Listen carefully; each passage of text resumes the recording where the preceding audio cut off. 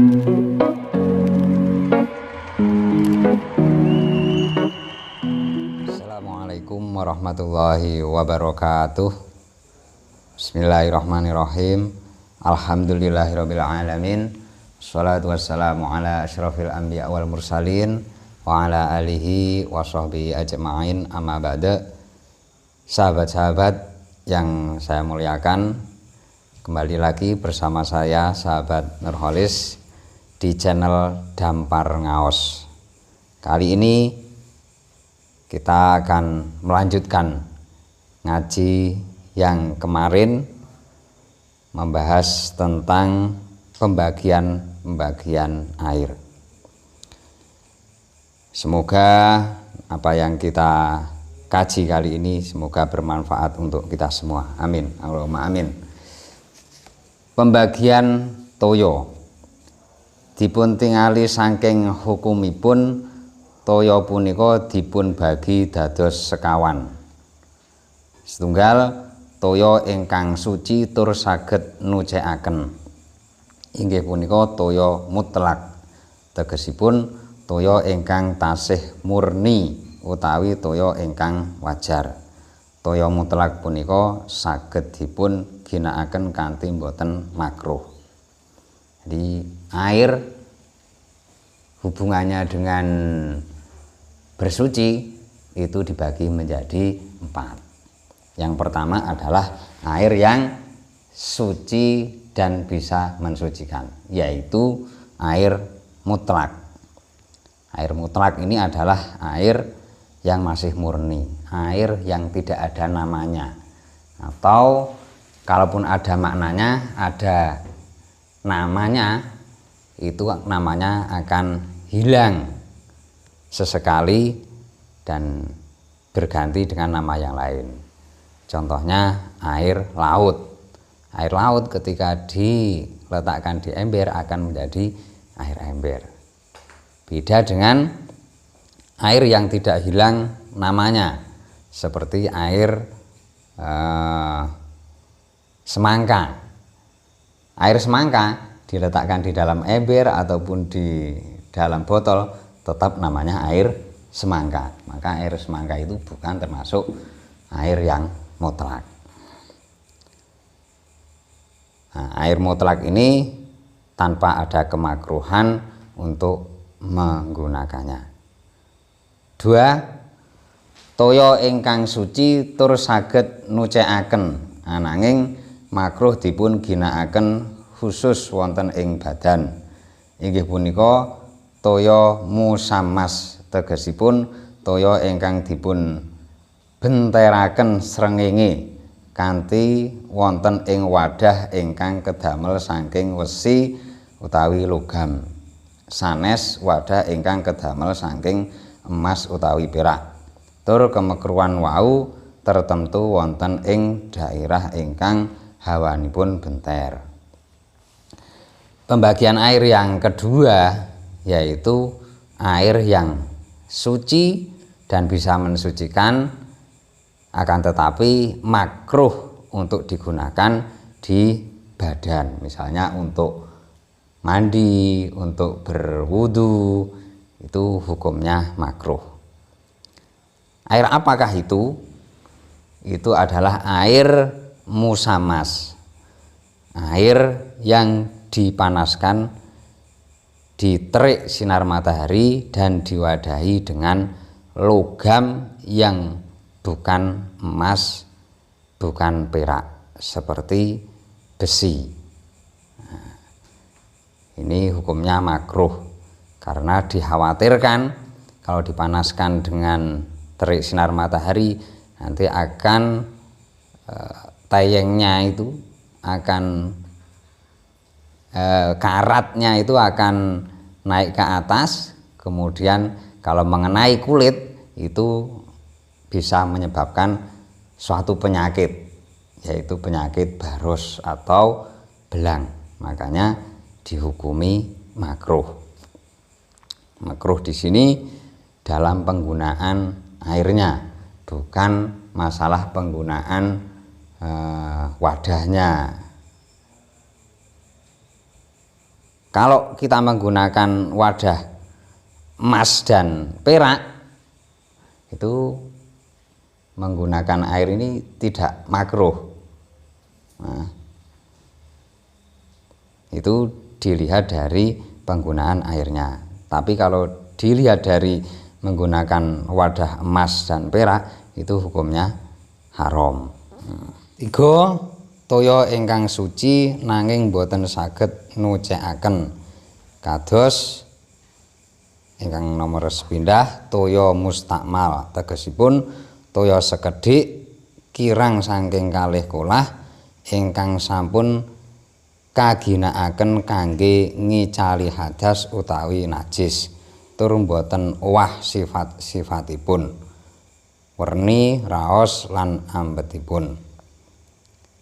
Pembagian air yang nomor 3 yaitu air yang suci tapi tidak mensucikan, seperti air mustakmal.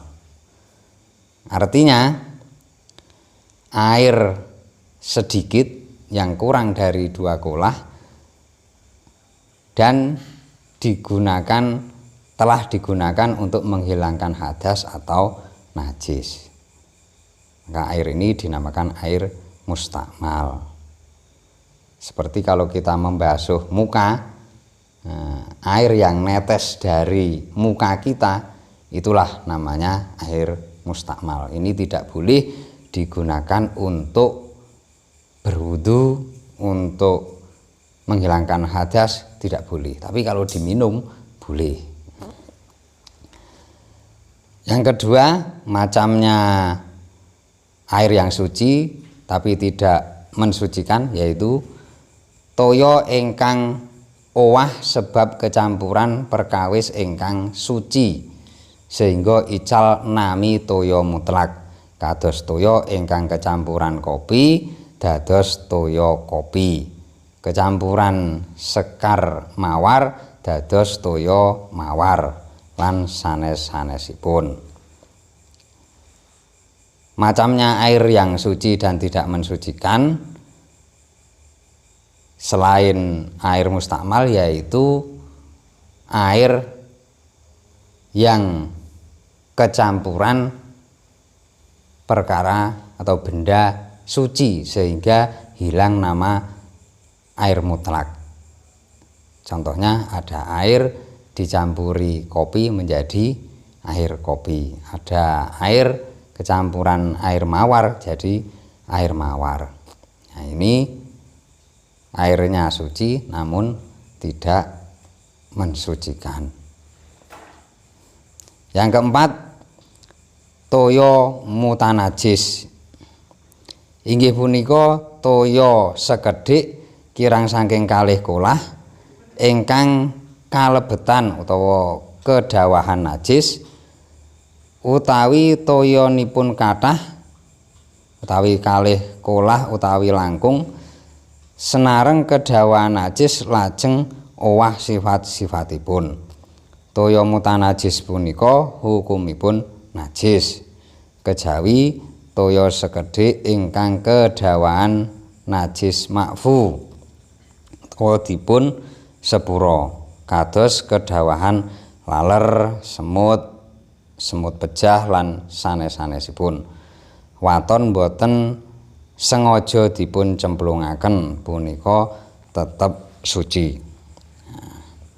Pembagian air yang keempat yaitu air mutanajis, yaitu air sedikit atau kurang dari 2 kolah yang kemasukan najis, atau air yang banyak yaitu lebih dari 2 kolah dan kemasukan najis, dan setelah kemasukan sifat-sifatnya berubah.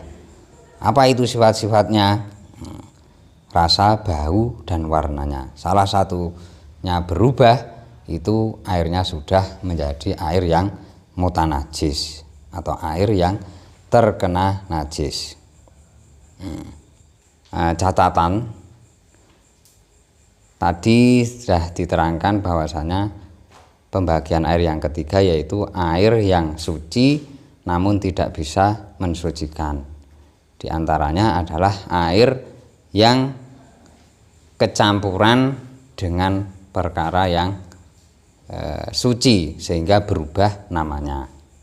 Di sini tidak masuk dalam kategori ini, yaitu air yang hanya berdampingan dengan perkara yang suci, tidak tercampur namun hanya berdampingan dengan perkara yang suci.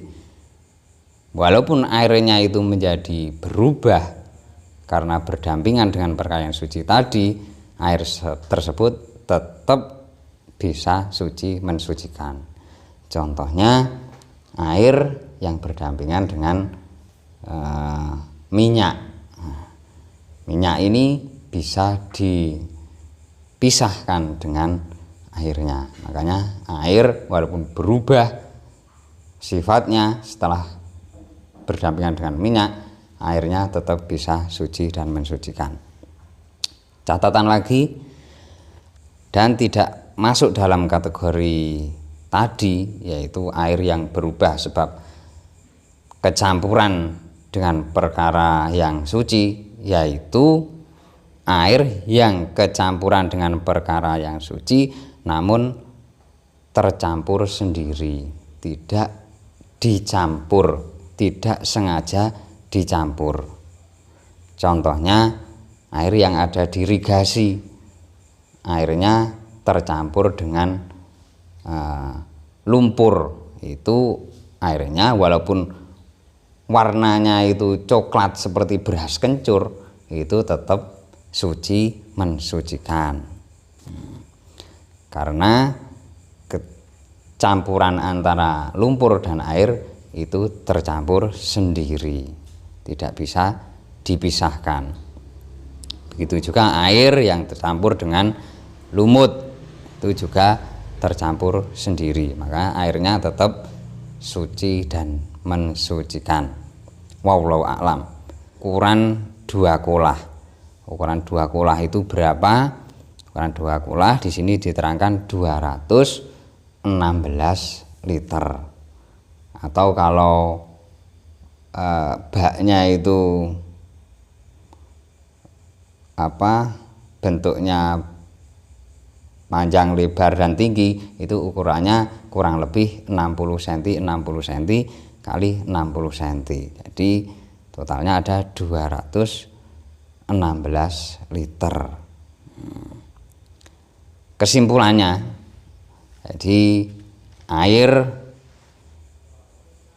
hubungannya dengan suci mensucikan itu dibagi menjadi 4. Yang pertama, airnya suci dan bisa untuk digunakan untuk mensucikan tanpa ada kemakruhan menggunakannya.